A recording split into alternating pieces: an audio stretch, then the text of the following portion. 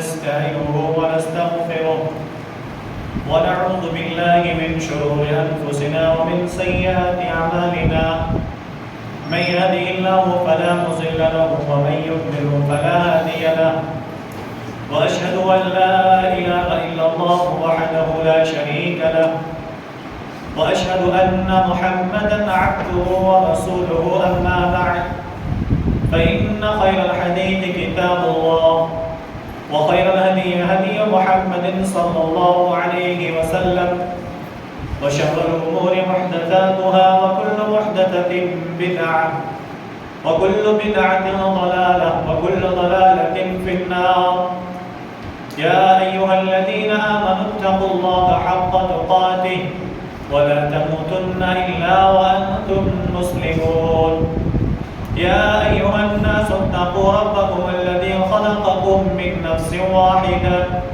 وخلق منها زوجها وبث منهما رجالا كثيرا ونساء واتقوا الله الذي تساءلون به والأرحام إن الله كان عليكم رقيبا يا أيها الذين آمنوا اتقوا الله وقولوا قولا سديدا يصلح لكم أعمالكم ويغفر لكم ذنوبكم ومن يطع الله ورسوله فقد فاز فوزا عظيما أما بعد فأعوذ بالله من الشيطان الرجيم بسم الله الرحمن الرحيم قاف والقرآن المجيد بل عجبوا أن جاءهم منذر منهم فقال الكافرون هذا شيء عجيب أئذا متنا وكنا ترابا ذلك رجع بعيد قد علمنا ما تنقص الأرض منهم وعندنا كتاب حفيظ بل كذبوا بالحق لما جاءهم فهم في أمر مريج أفلم ينظروا إلى السماء فوقهم كيف بنيناها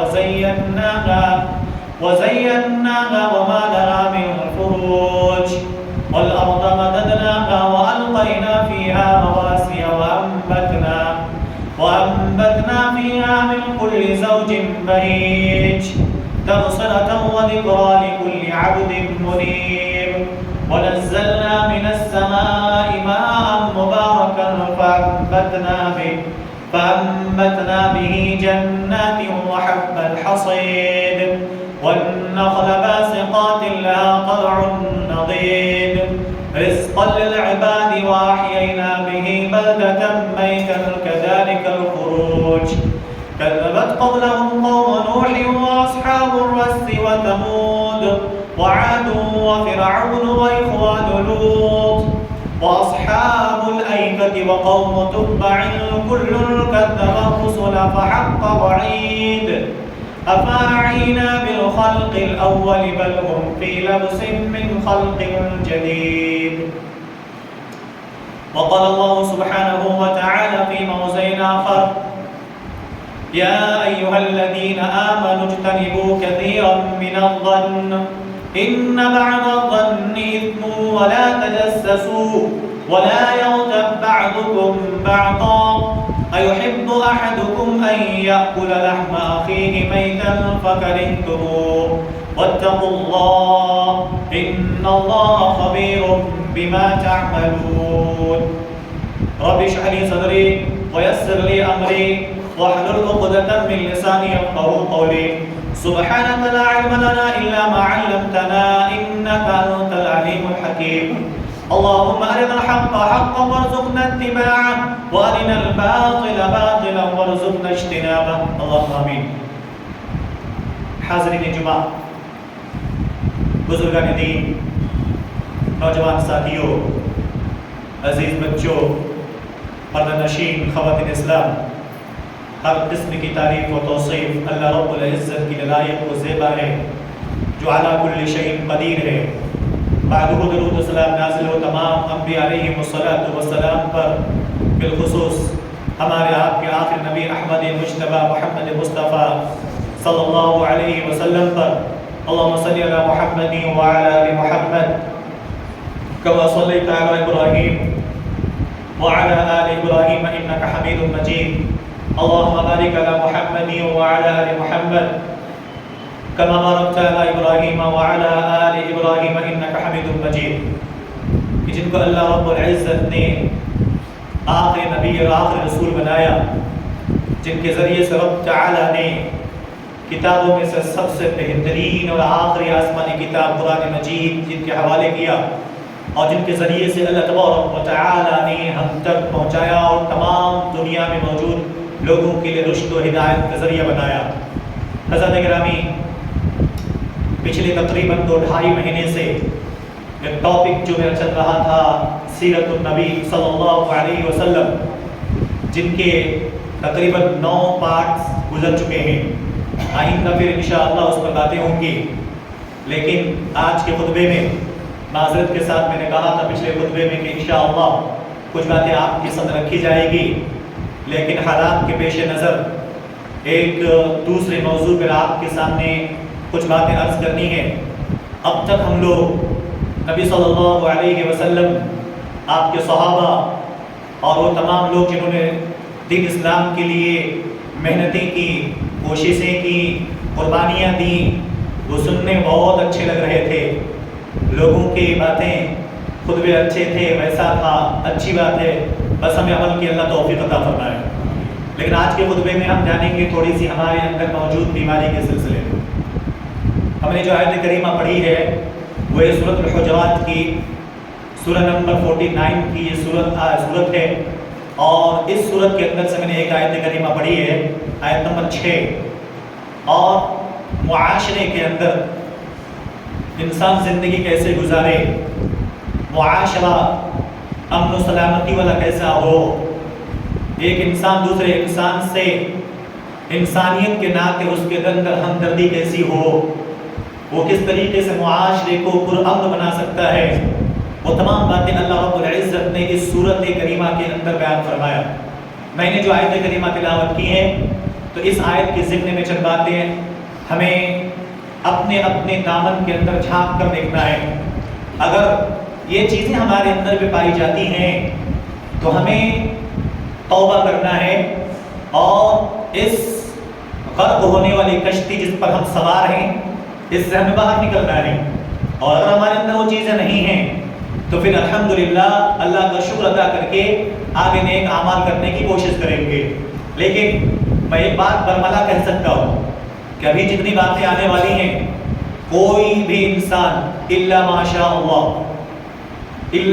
اللہ، شاید ہی کوئی ایسا ہوگا جو کہے گا مولوی صاحب میں اس بیماری میں مبتلا نہیں ہوں۔ آپ سوچیں کہ وہ کون سی بیماری ہے؟ وہ اس ضمن میں جو بات عرض کرنی ہے وہ ہے بدگمانی۔ کیا ہے؟ بدگمانی آج معاشرے کا سب سے بڑا ناسور ہے، ایک زہر کی طرف پھیلتا جا رہا ہے، اور ایک ایسا زہر ہے ہر انسان پیتا ہے اور اپنے اندر جیتے جی دم گھٹ کے کیا کر رہا ہے؟ مر رہا ہے، اور بدامنی معاشرے کے اندر پھیلتی چلی جا رہی ہے۔ ہر انسان بدامنی کا شکار ہے، ہر انسان پریشان حال ہے، تو وہ ضرورت کس بات کی ہے کہ یہ بیماری ہمارے اندر سے نکل جائے۔ انشاءاللہ عزیز میں چند مشاہدات، چند تجربات اور چند علماء کے اقوال، قرآن و حدیث کے آثار، انبیاء علیہ السلام میں سب سے بہتر افضل الرسل محمد الرسول اللہ صلی اللہ علیہ وسلم کی زندگی کے کچھ واقعات میں نے آپ کے سامنے انشاءاللہ پیش کرنی ہے۔ تو کل ملا کر جو آج کے خطبے کا موضوع میں نے کہہ دیا آپ کو، بدگمانی۔ یہ بدگمانی کیا چیز ہے؟ سب سے پہلے جانیے بدگمانی کا معنی کیا ہے۔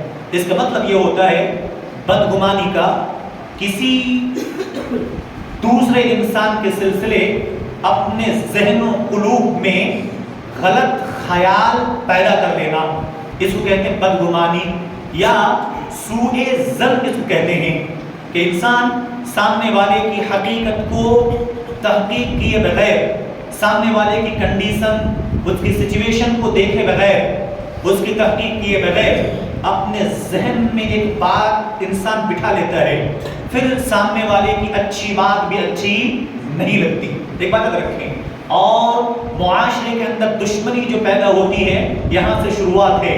اسی لیے پیارے نبی جناب محمد الرسول اللہ صلی اللہ علیہ وسلم نے بیان فرمایا ایاکم والظن فإن الظن اکذب الحدیث. نبی علیہ الصلوۃ والسلام کہتے ہیں بدگمانی سے بچو. کیوں؟ اس لیے کہ سب سے بڑی جھوٹ ہے یہ، اور یہ یوں سمجھ لیجئے جھوٹ کی بنیاد یہاں سے کیا ہو جاتی ہے؟ شروعات ہو جاتی ہے. اور جھوٹ کے بارے میں پیارے نبی جناب محمد الرسول اللہ صلی اللہ علیہ وسلم نے کہا ام الخبائث ہے، تمام برائیوں کی کیا ہے؟ جڑ ہوتی ہے. تو یہ معاشرے کے اندر بد امنی جو پھیلی ہوئی ہے، ایک انسان دوسرے انسان سے بدظن ہو چکا ہے. جب ایک انسان بدظن ہو جاتا ہے اچھی بات بھی اچھی نہیں لگتی، اس کو دیکھتے ہی منہ چڑھانے لگتا ہے، اسے دیکھتے ہی دل کے اندر سے نفرتیں آگ کی طرف اگلنے لگتی ہے، اسے دیکھتے ہی انسان اپنا راستہ بدل دیتا ہے، اسے دیکھتے ہی کہہ دیتا ہے کہ ہم اس کے ساتھ سفر نہیں کریں گے، ہم اس کے ساتھ زندگی نہیں گزاریں گے، ہم اس کے ساتھ کسی معاملے میں نہیں بیٹھیں گے. یعنی بہت ساری برائیاں یہ بدظن اور بدگمانی کی وجہ سے کیا ہو جاتا ہے؟ انسان میں شروعات ہو جاتا ہے. اللہ تعالیٰ قرآن کریم کے ذریعے سے ذکر فرمایا یا ایھا الذین آمنوا اجتنبوا کثیرا من الظن. اللہ تعالیٰ کہتا ہے ایمان والو جو اللہ پر ایمان رکھتے ہو، آخرت پر ایمان رکھتے ہو، نبی پر ایمان لائے ہو، تم یاد رکھو کہ بدگمانی سے تم بچا کرو. یا ایھا الذین آمنوا اجتنبوا کثیرا من الظن، تم بدگمانی سے بچو، زیادہ گمان نہ کرو کسی کے سلسلے میں. اور قرآن کریم کی اگر میں آیت کریمہ پڑھوں، اللہ تعالیٰ نے سورہ بنی اسرائیل کے اندر ایک آیت کریمہ بیان فرمایا وَلَا تَقْفُ مَا لَيْسَ لَكَ بِهِ عِلْمٌ إِنَّ السَّمْعَ وَالْبَصَرَ وَالْفُؤَادَ كُلُّ أُولَئِكَ كَانَ عَنْهُ مَسْئُولًا. اللہ اکبر. ہم نے کبھی سوچا ہی نہیں ہے اتنا امپورٹنٹ بات، اتنی امپورٹنٹ آیت کریمہ آئی ہے. اللہ اکبر. ایک بار اپنے کان کو استعمال کرنے سے پہلے سوچنا چاہیے، اپنی آنکھوں کو استعمال کرنے سے پہلے سوچنا چاہیے، اپنے دل میں کسی کے لیے بدگمانی پیدا کرنے سے پہلے ایک انسان کو سوچنا چاہیے کہ اللہ کہتا ہے جس چیز کا علم نہیں تمہیں، جس چیز کی خبر نہیں تمہیں، جس چیز کا تجربہ نہیں تمہیں، تم اس کے پیچھے نہ پڑا کرو. میں گزارش کروں گا اور آپ سے تھوڑی سی آپ معذرت کے ساتھ بھی ہو سکتا ہے ہم آپ میں سے کچھ لوگ اس بیماری میں مبتلا ہو، آپ نہ سوچیں مولوی صاحب لگتا مجھے ٹارگیٹ کر لیا آج. نہیں، میں آیت کریمہ میں نے پڑھی ہے سورہ حجرات کی. یہ آیت کریمہ کے اندر ہمیں اپنے روشن خیال کو، دل کو کھول کے سننا ہے، اور اگر ہمارے اندر یہ چیزیں ہیں تو ہمیں انشاءاللہ لفظ نکالنا ہے، اور پھر اپنی زندگی کو آگے بڑھنے کے لیے اور نیک اعمال اپنے نامہ اعمال میں اکٹھی کرنے کے لیے ضروری ہے کہ ہم ان پر کیا کریں؟ عمل کریں. تو اللہ تعالیٰ نے کہا جس چیز کا علم نہیں ہے تم اس کے پیچھے نہ پڑو. کیوں؟ ان السمع والبصر والفؤاد، تین ایسی نعمتیں اللہ تعالیٰ نے دے رکھی ہیں، اور یہ بدگمانی یہی سے شروعات ہوتی ہے. آنکھ نے آپ کا دیکھا، یہ پہلی چیز، یا اگر نہیں دیکھا، کوئی انسان آتا ہے آپ سے کوئی بات کہہ دیتا ہے اور کہہ دیتا ہے کہ تمہارے بارے میں فلاں آدمی ایسا کہہ رہا تھا. اب اس کے بعد ہم لوگ کیا کرتے ہیں؟ سوچنا شروع کر، اچھا میرے بارے میں ایسا گمان اس کے اندر ہے. ہم لوگ بچپن میں، آپ بھی بچپن میں شاید کیے ہوں گے، بچپن میں لوگ پریشان کرتے چھوٹے بچوں کو، کس کو کیا کہتے ہیں؟ یہ دیکھو تمہارا کان کوا لے کر بھاگ گیا. تو کان تلاش کرنے کے بجائے کیا کرتا ہے؟ ہاں جی، کوا تلاش کرتا ہو، کوا گیا کدھر؟ لیکن چھوٹے بچے ہوتے ہیں اسے کہتے ہیں دیکھو تمہارا کان کوا لے کر چلا گیا. تو بھائی کان تلاش، اس بچے کو پتہ نہیں نا، تو پہلے کان تلاش کرنے کے بجائے ڈھونڈنے لگتا کوا کدھر گیا، وہ میرا کان لے کر کدھر گیا. تو آج ہمارے درمیان میں ایسی باتیں ہوتی ہیں، کوئی انسان آ کر ہمارے کان میں کوئی بات ڈال دیا اور ڈالنے کے بعد ہم اس کی تحقیق نہیں کرتے. اب ہم شروع کر لیتے ہیں. ایک بات رکھتا ہوں آپ کے سامنے، بڑی اچھی بات ہے. حسن بصری رحمہ اللہ، اللہ اکبر، بہت برگزیدہ عالم، بہت بہترین. ان کی جو اقوال ہیں آپ سنیں گے تعجب کریں گے. یاد رکھیے گا حسن بصری رحمہ اللہ، ان کو کسی نے آ کر کہہ دیا، ایک آدمی آ کر اس کو خبر دیتا ہے، کیا دیتا ہے؟ یا حسن، اے حسن، آپ کے بارے میں فلاں انسان کچھ ایسی باتیں کر رہے تھے، کوئی انسان آپ کے بارے میں ایسی باتیں کر رہے تھے. تو حسن بصری نے، دیکھیے یہ ہوتا طریقہ، حسن بصری رحمہ اللہ پہلے نصیحت ان کو کرتے ہیں، ان کو جس نے خبر دی لا کر، جس نے خبر دی یا حسن آپ کو فلاں انسان ایسی باتیں کہہ رہے تھے، آپ کے سلسلے میں ایسی باتیں میں نے سنی ہیں، فلاں انسان ایسی ایسی باتیں آپ کے سلسلے میں کہہ رہے تھے. تو حسن بصری رحمہ اللہ پہلے ان کی نصیحت شروعات کرتے ہیں. ان کو نصیحت کیا کرتے ہیں؟ سب سے پہلے کیا کہتے ہیں؟ اچھا میرے بھائی کی شکایت کو پہنچانے کے لیے شیطان نے آپ ہی کو منتخب کیا. دیکھیے کیا کہتے ہیں، اللہ اکبر. حسن بصری کہتے ہیں کہ میرے بھائی کی شکایت کو مجھ تک پہنچانے کے لیے کیا شیطان نے تمام لوگوں میں منتخب آپ کا کیا کہ آپ میرے بھائی کی شکایت مجھ تک پہنچانے کے لیے آ گئے. اب سامنے والا شرمندہ ہوگا کہ نہیں ہوگا؟ تو ہمیں بھی کرنا ہے کہ نہیں؟ کوئی انسان آپ کے سامنے کسی کی برائی کرے، یاد رکھو یہ انسان آپ کی بھی برائی تیسرے آدمی سے کرے گا. ہاں یہ جو حسن ظن، بد ظنی، بدگمانی، بد امنی جو معاشرے میں پھیلتا ہے نا، یہی سے پھیلتا ہے. کوئی بھی انسان آپ کے سامنے کہہ دے، کوئی بات آپ کے کان میں ڈال دے، یہاں سے انسان برائی میں ملوث ہو جاتا ہے. اور شک کی بیماری ایسی بیماری جس کا علاج کہیں بھی نہیں ملے گی، لیکن شک کی کوئی علاج ہے؟ اور ایک انسان کے دل میں ایک مرتبہ شک آ جائے، بتاؤ زندگی پر دھلے گا وہ؟ اللہ نہیں دھلے گا. کبھی بھی کسی مومنٹ پہ آپ آ جائیں، شکل آپ کے آتے ہی وہ مومنٹ آپ کے سامنے آ جاتا ہے، پوری چیزیں نظر آنے لگتی ہے. تو حسن بصری رحمہ اللہ نے پہلے ان کو نصیحت کیا، سامنے والے چلے گئے. اب اس کے بعد جن کے بارے میں خبر دیا تھا حسن بصری کو کہ فلاں انسان آپ کے بارے میں کچھ ایسی باتیں کر رہے تھے، کہ انہوں نے کچھ، بعض لوگوں نے کہا، بعض اہل علم نے کچھ ایسی سویٹ ٹائپ کی، کچھ ایسی تحفے ٹائپ کی کچھ چیز لی ہے، لے جا کر پہنچ گئے فلاں انسان کے پاس، لے جا کر السلام علیکم ورحمۃ اللہ سلام عرض کیا. اس کے بعد سے کہتے ہیں ہذہ ہدیۃ اللہ، یہ میری طرف سے آپ کے لیے کچھ ہدیہ ہے، تحفہ ہے، گفٹ ہے، لے لیجئے. تو سامنے والا پوچھتا پر مناسبت کیا مناسبت ہے؟ کس لیے آپ یہ گفٹ مجھے دے رہے ہیں؟ کس لیے یہ تحفہ مجھے دے رہے ہیں؟ کیا وجہ ہے؟ تو حسن بصری رحمہ اللہ ایک بات کہتے ہیں، آپ یہاں ہمیں یہ بات نوٹ کرنے کی، کیا کہتے ہیں کہ فلاں جگہ پہ آپ شاید بڑی ہی محنت سے میری برائی کر کے اپنے نامہ اعمال کی نیکیاں مجھے دے رہے تھے، اس لیے میں نے سوچا کہ آپ کو تھوڑی سی گفٹ عطا کر دوں. آج ہم مسلمان کرتے ہیں سر، اگر خدا نخواستہ کوئی انسان ہمارے پاس لا کر کوئی بات دے دے، اللہ اکبر، ہم تو ویسی مومنٹ کریں گے کان لے کر چلا گیا. یہ کان کو نہیں دیکھیں گے میرے سر پہ کان لگا بھی ہوا ہے یا نہیں ہے، ہم پہلے دیکھیں گے وہ کان لے جانے والا کون ہے. ہم یہ تحقیق نہیں کرتے سامنے والا آنے والا کون ہے، یہ سامنے والا نمازی ہے یا بے نمازی ہے، یہ جھوٹا ہے، مکار ہے یا سچا انسان ہے، اس پہ ہم ٹرسٹ کر سکتے ہیں کہ نہیں کر سکتے ہیں، یہ انسان امانت دار ہے کہ نہیں ہے، کہیں ایسا تو نہیں یہ انسان سے لوگوں کے اندر لگانے بجھانے کا ہی کام کرتا ہے. ہم یہ سوچتے نہیں ہیں اور سامنے والے کی بات کو مان کر اب سامنے والے جس کے خلاف ہمارے سامنے کان بھر دیا گیا، اللہ اکبر، اب اس کی شکل آتے ہی ہمارے دلوں کے اندر نفرتیں بڑھنے لگتی ہیں، ہمارے دلوں کے اندر عجیب عجیب خیالات پیدا ہونے لگتے ہیں. ہمیں آپ کو بچنا ہے ان چیزوں سے، اسی لیے اللہ سبحانہ و تعالیٰ نے کہا بدگمانی سے بچیں. ایاکم والظن، نبی نے کہا تم بدگمانی سے بچو، اس لیے فإن الظن أكذب الحديث، یہ جھوٹ کا سب سے بڑا ذریعہ ہے کہ انسان کیا کرتا ہے، بدگمانی دوسرے انسان کے سلسلے میں اپنے ذہن میں پال لیتا ہے، اپنے دل میں جگہ دیتا ہے، پھر انسان اٹھتے بیٹھتے چلتے پھرتے بغیر کسی معاوضے کے، بغیر کسی مطلب کو اس انسان کے بارے میں کیا کرتا ہے، سوچنا شروع کر دیتا ہے. اللہ اکبر. پھر اللہ تعالیٰ کہتا ہے قرآن کریم کے اندر ان بعد الظن اثم، بعض گمان کیا ہے، گناہ ہے.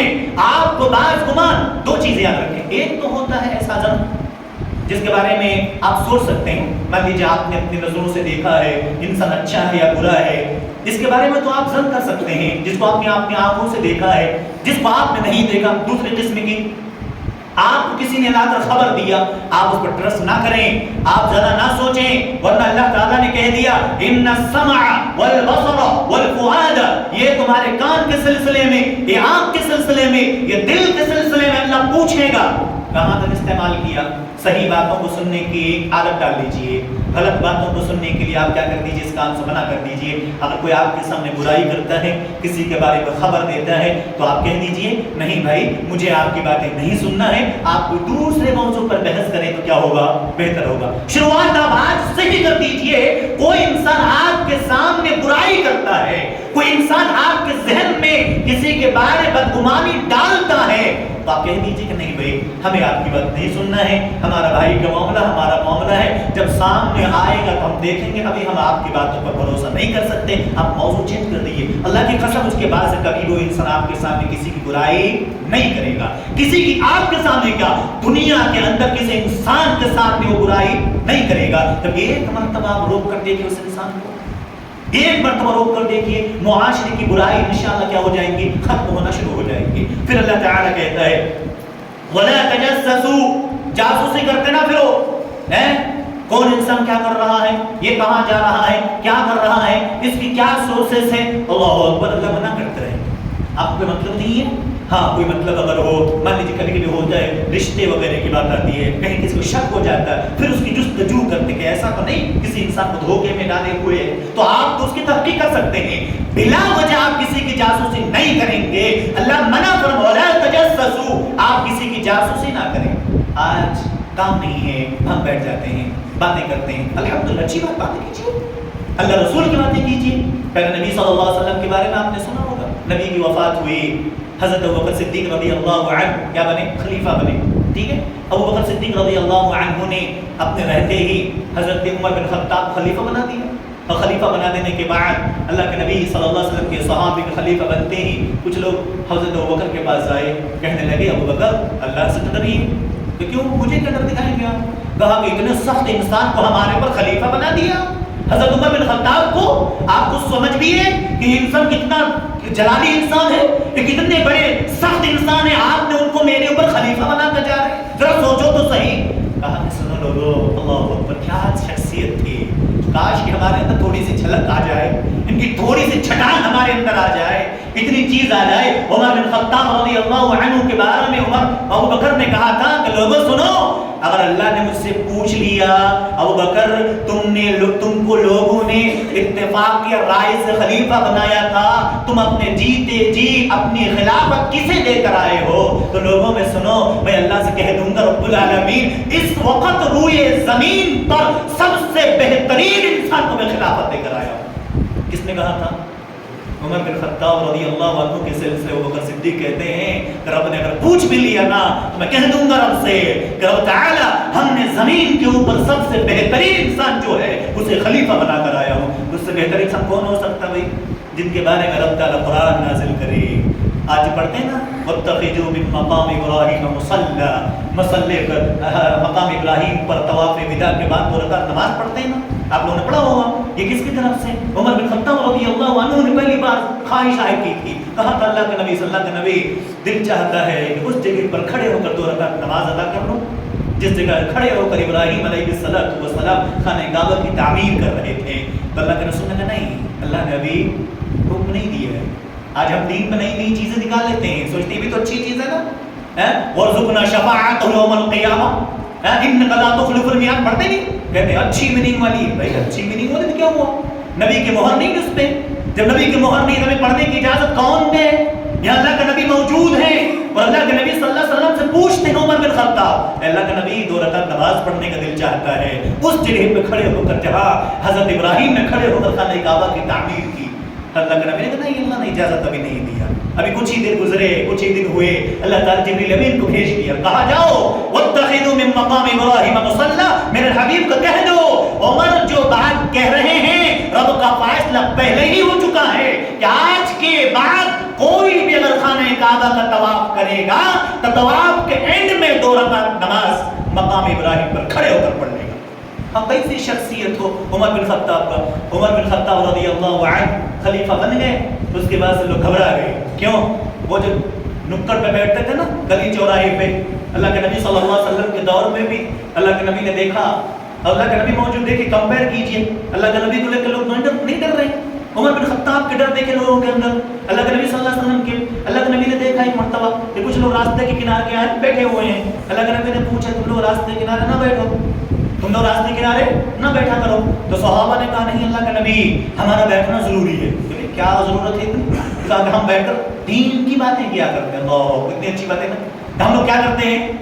دین کی باتیں کرتے ہیں، اس میں دین سیکھنے کی کوشش کرتے ہیں۔ اللہ کے نبی صلی اللہ علیہ وسلم آج ہم کرتے ہیں، ہاں جی میں اس لیے منع کرتا ہوں راستوں کنارے بیٹھنے سے احتراز کرنا چاہیے. ہمیں دکان اگر ایسی اوپن ہے دکان بیٹھے الحمدللہ. فضول باتیں کرنے سے فائدہ نہیں ہے. آپ کو یاد ہوگا آپ تو ہم لوگوں نے دیکھا ہماری تو بھی کم ہے نا آپ کے تو بیٹوں کے سمانوں میں آپ نے دیکھا ہوگا پہلے کی عورتیں 20 سال 25 سال کی عورتوں کو آپ پہلے کی عورتوں کو دیکھا ہوگا سڑک کے کنارے اگر مرد حضرت بیٹھے ہوں تو عورتیں نہیں گزرتی تھی بلکہ راستہ چینج کر کے جاتی تھی کہ نہیں جاتی تھی. یاد ہے کہ نہیں؟ ایک دوپٹہ ہوتا تھا ان کے اوپر ایسا نہیں کہ آج کی طرح برقع ڈالتی بالکل چست ویسا بھی نہیں بلکہ دوپٹہ ہوتا تھا اوڑھ کے چھپا کے اگر پتہ لگتا پہلے پتہ کرتی بچوں سے دیکھو راستے پر بیٹھا ہوا تو نہیں ہے. اگر بچے کہتے تو نہیں امی جان یا دادی جان خالہ جان یہاں پہ چند لوگ بیٹھے مرد حضرات باتیں کر رہے ہیں اللہ اکبر وہ عورتیں راستہ بدل کر جایا کرتی تھی یا تو انتظار کرتی تھی کہ مرد وہاں سے چلے جائیں پھر یہ راستے سے کیا کریں گے گزریں گے. آج ہے ایسا تو اللہ کے نبی نے کہا کہ نہ بیٹھو تو اللہ کے نبی سے صحابہ نے کہا نہیں ہمارا بیٹھنا ضروری ہے تو اللہ کے نبی نے نصیحت کر دی. کیا کہا ٹھیک ہے بیٹھیے لیکن راستے کا حق ادا کرو. کیا کہا راستے کا حق ادا کر دیا کرو. پہلی چیز کیا کہا کہ سب سے پہلے اپنی نظروں کو کیا کہا نظروں کو نیچے رکھو ٹالنے کی کوشش نہ کرو کیونکہ مائیں بہنیں بھی راستے سے کیا کرتی ہیں گزرتی ہیں. اگر ضرورت نہیں ہے تو آپ راستوں کے کنارے نہ بیٹھو اس لیے کہ تمہیں دیکھ کر کچھ مرد عورتیں کیا ہو جاتی ہیں بازو کترتے چل جاتی ہیں یا تو جانے سے کتراتی ہیں. تو ہمیں کیا کرنا چاہیے بیٹھنے سے اعتراض کرنا یا تو بیٹھنا ضروری ہے تو اپنی نظروں کو کیا کر لینا ہے جھکانا. دوسری بات اللہ کے نبی صلی اللہ علیہ وسلم نے کہا راستے کا حق ادا کرو. پہلا حق کیا ہو گیا نظروں کو نیچے رکھنا. ان میں سے ایک حق یہ ہے اللہ کے نبی نے کہ جب کوئی سلام کرے تو سلام کا جواب اللہ اکبر اللہ ہماری آپ کی حفاظت فرمائے. اب تو ہر کوئی اس بیماری میں مبتلا ہے. یہ موبائل لگا ہوا نا ہر ایک کے پاس تو ہوگا نہیں 10 سے 50 ہزار لاکھ روپے کا موبائل. مجلس میں بیٹھے ہوتے ہیں اتنا منہمک ہوتے ہیں سلام کرو تو بیچارے کو سننے بھی نہیں آتا. آپ نے ایکسپیرینس کیا ہوگا آرام سے اتنے منہمک ہوتے ہیں موبائل میں کہ سامنے والا اگر سلام بھی کر دیا نا الٹ پٹ نظریں یہاں ہوگی سلام آپ کو ہاتھ ایسا دمائے گا. دیکھا کہ نہیں دیکھا یہ کوئی نئی بات تو ہے نہیں آپ لوگوں نے ایکسپیرینس کیا ہوگا ان چیزوں کا. تو اللہ کے نبی صلی اللہ علیہ وسلم نے کہا تم راستہ میں بیٹھتے ہو تو کیا کرو نظروں کو نیچی رکھو. اس کے بعد سے کیا کرو سلام کو طرف سلام کا جواب دیا کرو. اب دیکھیے دور کون سا تھا نبی علیہ السلام کا. عمر بن خطاب رضی اللہ عنہ جس کا تذکرہ میں نے ابھی چند منٹ پہلے کیا. عمر بن خطاب جو خلیفہ بنے لوگوں نے راستے خالی کر دیے. عمر بن خطاب جو خلیفہ بنے لوگوں نے کیا کر دیا راستہ خالی کر دیا کہ نہیں یہ عمر ہیں یہ اللہ کے نبی صلی اللہ علیہ وسلم جیسی صفت ان کے اندر نہیں. اللہ کے نبی کیا کرتے صبر کرتے بہت زیادہ سوچتے رحم دل تھے. عمر بن خطاب بھی رحم دل تھے میرے عزیزو لیکن کہ دین کے معاملے میں سخت تھے. وہ اندر سے کیا ہوتے ہیں آپ دیکھیں گے جن کی زبان سخت ہوتی ہے نا دل بہت سافٹ ہوتا ہے دل بہت نرم ہوتا ہے. آج جو بہت زیادہ دل نرم دکھاتے ہیں وہ حضرت عمر بن خطاب یا ابو بکر صدیق اور اللہ کے نبی صلی اللہ علیہ وسلم کو کمپیئر بات کر نہیں سکتے. حضرت محمد رسول اللہ صلی اللہ علیہ وسلم اور ابو بکر صدیق دونوں کے اندر بالکل سملرٹی تھی ایک دم ایکوالٹی تھی دونوں کے اندر. ایج دیکھیں گے ہائٹ دیکھیں گے انشاءاللہ کبھی بات آئیں گی ابو بکر صدیق کی سیرت پہ تو آپ کو وہاں بتاؤں گا. تو میں نے آپ کو کیا کہنا تھا کہ راستے کنارے نبی کے دور میں بیٹھ رہے تھے لیکن عمر کا دور آیا تو لوگوں نے کیا کر دیا چھوڑ دیا. تو اس وقت صحابہ نے کیا جواب دیا تھا ہم لوگ بیٹھ کر کیا کرتے ہیں دین کے بارے میں ڈسکس کرتے ہیں ہم علم حاصل کرنے کی کوشش کرتے ہیں. آج ہم کرتے ہیں ہاں جی آج ہم نہیں کرتے.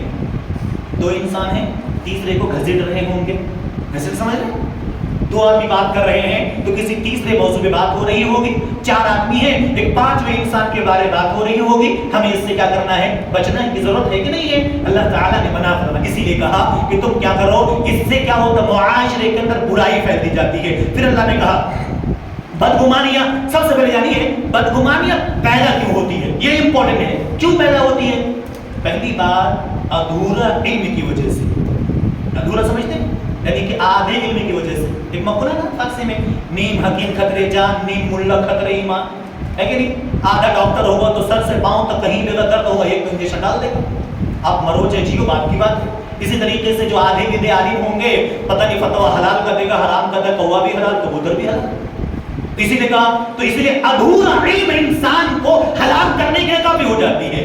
علم نہ ہو مکمل تو انسان کو کیا کر دیتا ہے؟ نقصان اٹھانا پڑتا ہے۔ اسی لیے پہلی چیز جو بدگمانی پیدا ہونے والی ہے یا بدگمانی جو پیدا کرتی ہے وہ ہے ادھورا علم۔ اسی لیے اللہ تعالیٰ قرآن کریم کا ذکر فرمایا یا ایھا الذین آمنوا ان جاءکم فاسق بنبأ فتبینوا ان تصیبوا قوما بجہالۃ فتصبحوا علی ما فعلتم نادمین۔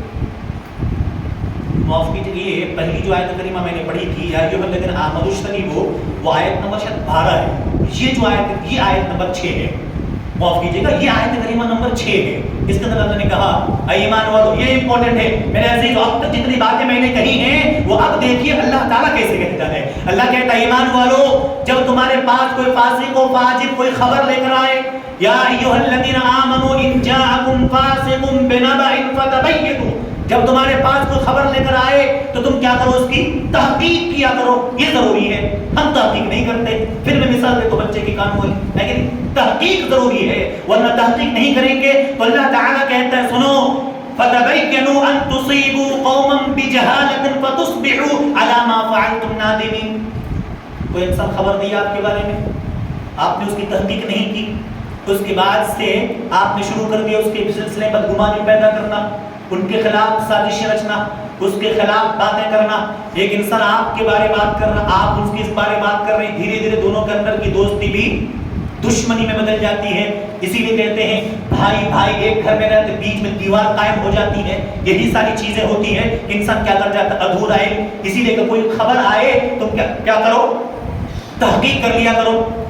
مجھے مسند احمد کی روایت یاد آتی ہے، اللہ کے نبی صلی اللہ علیہ وسلم نے ایک شخص آتے ہیں اور اللہ کے نبی صلی اللہ علیہ وسلم کے پاس آ کر ایمان قبول کرتے ہیں۔ وہ حارث بن ابو زرار ہیں، صحابی کون ہیں؟ حارث بن ابو زرار، یہ صحابی ہیں۔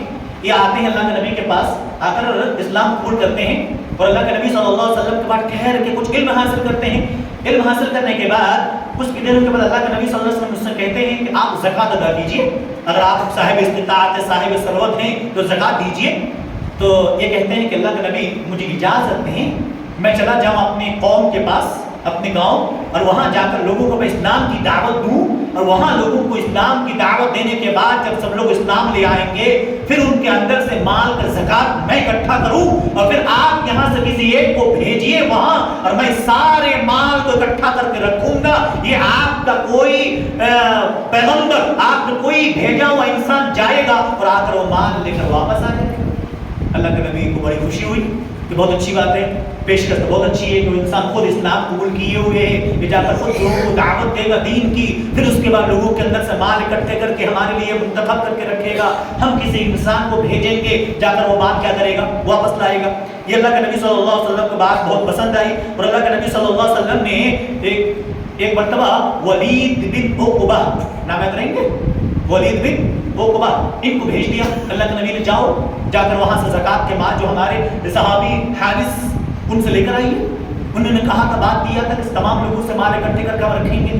تو یہ ولید بن عقبہ روانہ ہوئے، اللہ روانہ ہونے کے بعد راستے سے واپس آ گئے، کسی کا خدشہ لاحق ہوا واپس آ گئے۔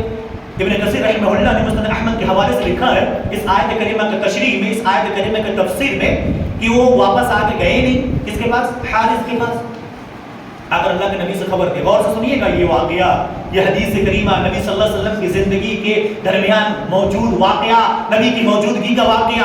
آج تو ہمارے درمیان ہزاروں شیطان اور انسان شیطانی شکل میں کیا کر رہے ہیں؟ پھر رہے ہیں، یا انسانی شکل لے کر شیطان کیا کر رہا؟ ایک دوسرے کو لگانے بجھانے کا کام کر رہا۔ یہاں ولید بن عقبہ گئے اور جانے کے بعد واپس آئے، نبی کو خبر دیا کہ اللہ کا نبی انہوں نے زکوٰۃ دینے سے منع کر دیا ہے۔ اللہ کیا کہہ دیا؟ انہوں نے زکوٰۃ دینے سے منع کر دیا۔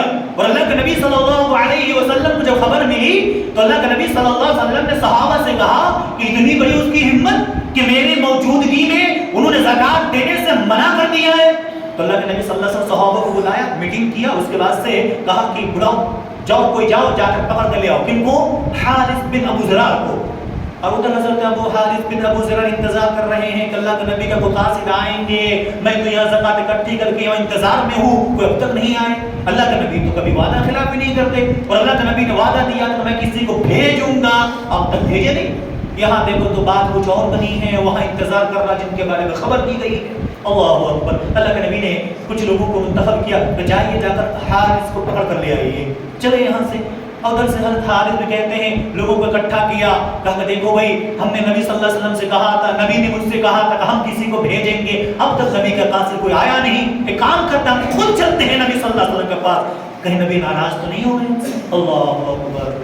آج ہمارے درمیان کیا ہونا چاہیے, اگر کوئی دوست آپ سے نہیں ملتا, کوئی بھائی آپ سے سلام نہیں کرتا, تو ہمیں سوچنا چاہیے کہ ایسا تو نہیں میرے بھائی کے دل کے اندر میرے بارے میں غلط تصور تو نہیں چلا گیا, کسی نے میرے بھائی کے دل کے اندر, میرے دوست کے اندر, ہماری دوستی کے درمیان ہماری جماعت و جمعیت کو توڑنے کے لیے کسی ایسے منافقانہ طرز عمل والا انسان کو داخل نہیں ہو گیا. کہ ایسا تو نہیں باپ بیٹے کے درمیان, میاں بیوی کے درمیان, بھائی بھائی کے درمیان دشمنی پیدا کرنے کے لیے کوئی انسان یا شریفانہ لباس اوڑھ کے شیطانی حرکتیں کر رہا ہو اور لوگوں کو لڑانے کا کام کر رہا ہو. حالانکہ ان کا کام تو وہ نہیں تھا, لیکن کسی چیز ڈر لگا جس سے آ کر اللہ کے نبی کو خبر دے دیا. آج کے دور میں وہ ہو رہا ہے جو آج لوگ ہم کیا کر رہے ہیں, بعض لوگوں کو کام نکاج کا دشمن اناج کا بولتے ہیں, کچھ کام نہیں بیٹھے رہتے. الحمدللہ بعض لوگ بڑے متحرک ہوتے ہیں, کام کرتے ہیں, اس جماعت و جمعیت کی فکر ہوتی ہے الحمدللہ, لیکن بعض لوگوں سے سترک رہیے گا. جو لوگ آپ کے خلاف, کسی کے خلاف آپ کے سامنے بات کہے, یاد رکھو آپ کے خلاف بھی کسی اور کے سامنے کیا کر رہا ہو, بات ضرور کر رہا ہے, اس سے سترک رہیے گا. اسی لیے کہا اب مدینے سے چلے کچھ لوگ حارث کو پکڑنے کے لیے. ادھر سے حارث رضی اللہ عنہ تمام کچھ ساتھیوں کے ساتھ آ رہے ہیں. میدان بالکل راستے میں کیا ہو گیا, ملاقات ہو گئی راستے میں. ادھر سے دیکھے تو یہ تو کون ہے, یہ تو حارث ہیں. یار یہ لوگ تو ہماری طرف آ رہے ہیں. ادھر دیکھا صحابہ سے, تم لوگ کہاں, حارث تم کہاں چلے؟ اگر ہم تو نبی صلی اللہ علیہ وسلم سے ملاقات کے لیے نکلے ہیں, کیونکہ ہم نے زکات اکٹھی کر کے انتظار کرتے کرتے تھک گئے. میں دل میں خیال آیا کہیں میرے نبی مجھ سے ناراض تو نہیں ہو گئے کہ میرے نبی نے آپ اب تک کسی کو بھیجا نہیں. اسی بات کی تحقیق کے لیے ہم نبی صلی اللہ علیہ وسلم کے پاس خود چل کر نکل گئے. اللہ اکبر. یہاں تو معاملہ کچھ اور تھا. آئے کہا کہ اللہ اکبر, تمہارے بارے میں یہاں بات کچھ اور ہی بن چکی ہے, یہاں بات کچھ اور ہی پھیل چکی ہے کہ تم نے زکات دینے سے منع کر دیا ہے. کہا کہ ایسا, اللہ اکبر, ایسا کچھ بھی نہیں ہے. اللہ کے نبی صلی اللہ علیہ وسلم کے پاس تشریف لائے, اللہ کے نبی صلی اللہ علیہ وسلم کے سامنے بیٹھ گئے, اور بیٹھنے کے بعد نبی علیہ الصلوۃ والسلام نے کہا کہ منعت الزکات واردت قتل رسول, کیونکہ انہوں نے ولید بن عقبہ نے کیا کہا تھا کہ اللہ کے نبی انہوں نے زکات دینے سے منع کر دیا, اتنا ہی نہیں مجھے قتل کرنے کی بھی سازش انہوں نے رچ لی تھی. بتائیے, اب حضرت حارث جب پہنچے تو اللہ کے نبی نے کہا منعت الزکات, تم نے زکات دینے سے منع کر دیا. وعرضت القتل رسولی, اور میرے بھیجے ہوئے انسان کو تم نے قتل کرنے کا ارادہ کیا تھا. اللہ اکبر, اللہ کی قسم, اللہ کا نبی ایسے کچھ بھی نہیں ہے, میں تو انتظار کر رہا ہوں, میرے پاس تو آپ کا کوئی قاصد آیا ہی نہیں ہے. کیا کہا کہ آپ کا کوئی قاصد تو ہمارے پاس آیا ہی نہیں ہے, ہم تو انتظار پہ انتظار کر رہے ہیں. جب صبر کا پیمانہ لبریز ہو گیا, اللہ کا نبی ڈر ہوا کہ آپ ناراض تو نہیں ہو گئے ہم سے, اس لیے ہم خود اللہ کے نبی آپ کے پاس تشریف لائیں گے. اور اللہ کے نبی نے بلایا ولید بن عقبہ, کیا بات ہے, مسئلہ کا تحقیق کیا, کیا بات ہے, نہیں اللہ کے نبی مجھے ڈر لگا, میں نکلا تو تھا صحیح, رات میں ڈر محسوس ہوا کہ ایسا نہ ہو تو وہاں کے لوگ میرے خلاف کوئی پلاننگ کر رہے ہو, کہ اکیلا پا کر مجھے وہ لوگ قتل نہ کر دے. اس ڈر سے میں نے آپ کو لا کر خبر سنا دیا. اللہ تعالیٰ نے قرآن کریم کا آیت نازل کر دیا, یا ایھا الذین آمنوا ان جاءکم فاسق بنبأ فتبینوا ان تصیبوا قوما بجہالۃ فتصبحوا علی ما فعلتم نادمین. ایمان والو, جب تمہارے پاس کوئی خبر لے کر آئے, کوئی انسان کوئی خبر دے, تو تم سب سے پہلے اس کی تحقیق کر لیا کرو. ایسا نہ ہو کہ تم انجانے میں, بغیر علم میں, جس کی تحقیق آپ نے کیا نہیں, آپ نے ڈیسیژن سنا دیا, اپنے اپنا فیصلہ لے لیا. جب آپ کو حقیقت حال معلوم ہوں گے تو آپ کیا ہو جائیں گے, نادمین, شرمندہ ہو جائیں گے. آپ کبھی کبھی ہوتا نا, ہم نے اپنی زندگی کے اندر ایکسپیرینس بھی کیا ہوگا, کسی خلاف اپنے دل کے اندر بہت سارے زہر جمع کر لیا. جب تحقیق کرنا شروع کی ارے یہ تو میرا خیر خواہ بھائی ہے ہمارا, یہ تو کوئی اور تھا جو کہ ہمارے درمیان کیا کیا تھا, دشمنی پیدا کر دیا تھا. اس لیے میرے عزیزو آج کے خطبے بہت ساری باتیں میں نے بھی کوٹ کر رکھی ہیں, انشاءاللہ ہوا تو اب سمجھ میں نہیں آتا. ہما تن داغ داغ شدہ کنبا کنبا کجانا کہتے ہیں نا, پورے جسم داغ سے بھرے ہوئے ہیں, ڈاکٹر بھی پریشان ہے, شروع کروں تو کہاں سے کروں, سر سے یا پاؤں سے کہاں سے. وہی حالت میری ہو گئی. پچھلا خطبہ کچھ اور تھا, اس لیے یہ خطبہ سوچا آج نپٹا لوں گا, ہوا نہیں. انشاءاللہ ہوا تو پھر اگلے جمعے میں آپ کو اس کی طرح اور بھی باتیں بتانے کی کوشش کروں گا. میں آپ سے گزارش کروں گا کہ آپ کسی کی کہی سنائی باتوں پر کان نہ دھرے اس وقت تک جب تک کہ آپ کو تحقیق نہ مل جائے, جب تک حقیقی باتوں سے آگاہ نہ ہو جائیں. اس لیے ورنہ کیا ہوگا, پھر آپ خسارہ اٹھائیں گے, چاہے تو بھائی بھائی کے درمیان ہو, دوست و احباب کے درمیان ہو, یا تو پھر جماعت و جمعیت کے درمیان ہو, میاں بیوی کے درمیان ہو. یہ سب سے زیادہ شیطان یہی کام کراتا ہے, لوگوں کو کیا کرنے کا, لڑانے بجھانے کا. اس سے بچیں. پھر آخری گزارش میں اپنی طرف سے کروں گا, ٹھنڈ کا موسم آیا ہے نا, رات تو الحمدللہ لمبی ہے, نمازیوں کی تعداد بھی ہمیشہ کم ہوتی جا رہی ہے. آپ نماز پڑھیں میرے عزیزو, ہمیشہ میں یہ بات کی طرف آپ کو توجہ دلاتا ہوں. کیوں؟ نماز کے بغیر کچھ بھی نہیں ہونے والا. یہ جو ہم دنیا کے تمام معاملات کرتے ہیں نا, یہ وقت پہ فکس ہے. آپ ایک بات اگر رکھو, نوجوانوں بزرگوں سب ہر چیز کو نماز کے وقت پہ سیٹل کیجئے کہ میں ظہر کی نماز کے بعد یہ کام کروں گا, عصر کی نماز کے بعد یہ کام کروں گا. آپ نماز سے مت کہیے کہ مجھے کام کرنا ہے, کام سے کہیے کہ مجھے پہلے نماز پڑھنی ہے. ہے کہ نہیں؟ ایک مثال دے دوں, آپ نے دیکھا ہوگا اپنی آنکھوں سے, ہے کہ نہیں, کہ دنیا کے اندر اس وقت بھی ایسے لوگ ملیں گے جو دنیا کے سپر پاور ملک کو بھی اذان کے وقت چھوڑ کے کیا ہو جاتے ہیں, نکل جاتے ہیں. وہ کیسا ان کا ایمان ہے, ہمارا کیسا ایمان ہے کہ ہم نہیں چھوڑ سکتے. تو لہذا ہمیں آپ کو بچنے کے لیے رب کے عذاب سے ایک ہی صورت یہ ہے, ہم اللہ سے لو لگائیں, نمازوں کی پابندی کریں. اللہ پاک مجھے آپ کو جتنی بات میں نے کہی ہے, مجھے آپ کو عمل کرنے کی توفیق عطا فرمائے. رب العالمین ہمارے آپ کی غلطیوں کو معاف فرمائے. رب العالمین ہمارے حسنات کو اللہ قبول فرمائے, اور جتنے بھی نیک اعمال کیے ہیں اللہ قبول فرما لے, اور مزید نیک اعمال کرنے کی توفیق عطا فرمائے. آمین. بارک اللہ لنا ولکم فی القرآن العظیم ونفعنا وإياكم بالآيات والذكر الحكيم إنه تعالى جواد كريم ملك بر رؤوف رحيم.